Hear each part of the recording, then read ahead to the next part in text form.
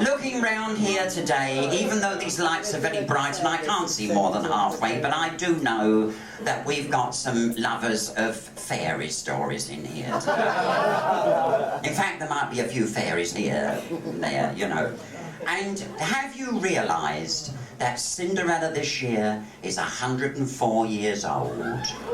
Just a little, I mean, you've probably never given it a thought. 104. And I know it's true because Cinderella was sat on the porch of her house the other week, looking every day of the 104 years.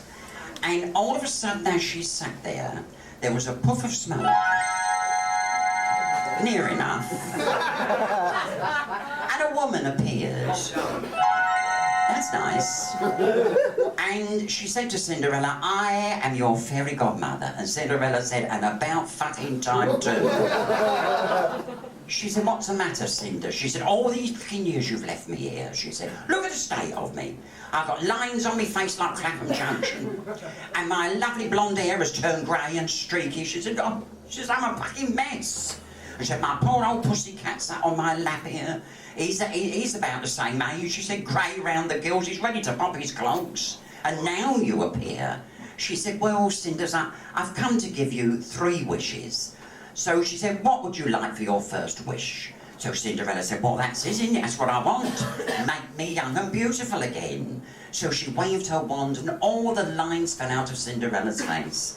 And the grey hair turned to gold once more. She looked absolutely fabulous.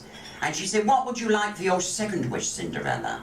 She said, "Well, now I've got the looks, I'd like to be wealthy. I've got to have some money. You can't do anything without a few bob these days." So she waved her wand again, and the rocking chair turned to solid gold, and there was a pile of gold coins next to Cinderella. And she said, "Now, Cinders, think very carefully before you have your third wish." She said, "Well, I don't have to give it much of a thought," she said, "because now I've got the looks, I've got the money, I'd like a man to share the rest of my life with." And she said, "As a special favour, my poor old pussycat there, he's been so faithful to me.